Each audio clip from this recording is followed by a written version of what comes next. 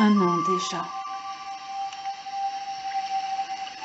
À tous mes amis et à toutes les autres personnes qui ont perdu un jour un chien, un animal, soi-disant parce qu'il est mort. Il faut que vous sachiez une chose qu'on a oublié de vous dire dans les grandes écoles que vous avez faites au passé. Oh non, les chiens ne meurent pas. Jamais.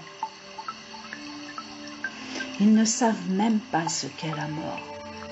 C'est pour ça que malgré leur âge, leurs os qui craquent, leurs muscles qui tirent et leurs articulations qui les brûlent, ils continuent toujours et toujours à vouloir aller se promener.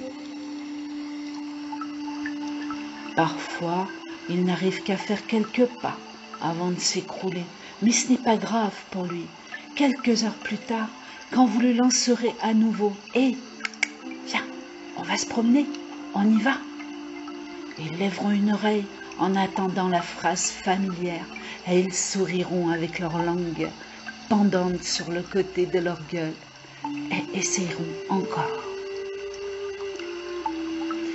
Parce qu'une balade avec vous, la symphonie d'odeurs à laquelle vous restez sourds, vous, la plupart du temps, les messages des copains sur les troncs d'arbres, la crotte du chat des voisins, leur péché mignon, quoi. Chut. Et le vieux pilon de poulet pourri, arrivé là, devant vous, on ne sait d'où, on ne sait comment. Voilà ce qui rend le monde parfait. Et dans le monde parfait, croyez-moi, la mort n'a pas sa place.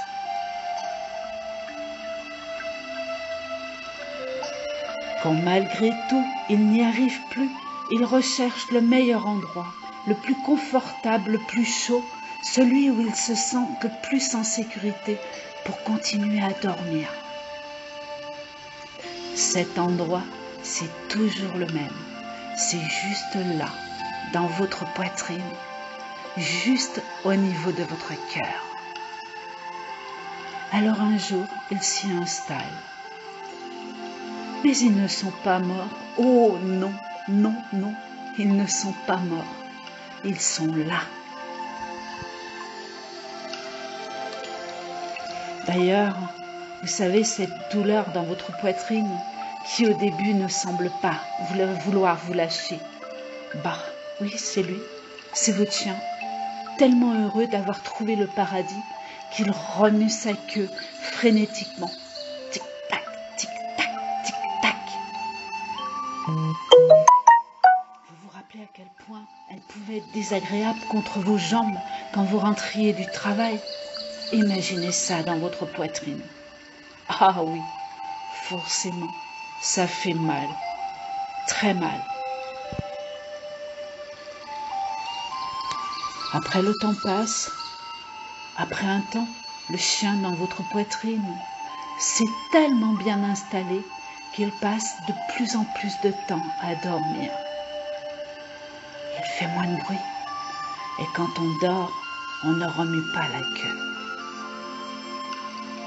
Il faut dire qu'ils sont fatigués parfois, les loulous. Ils ont été de bons chiens toute leur vie, à vous suivre, à vous écouter. C'est fatigant, vous savez, messieurs, dames, d'être un bon chien tout le temps. D'autant plus quand ils deviennent vieux, avec leurs os qui deviennent douloureux. Et quand ils se cassent la figure et qu'ils ne veulent plus aller faire pipi dehors parce qu'il pleut. Mais qu'ils le font quand même parce que ce sont des bons chiens. Alors, messieurs, dames, il faut les comprendre. Quand ils ont commencé à dormir dans votre cœur, ils dormiront de plus en plus longtemps. Et puis, de temps en temps, généralement, quand vous vous y attendez le moins, tac, tac, tac, tac, tac, tac.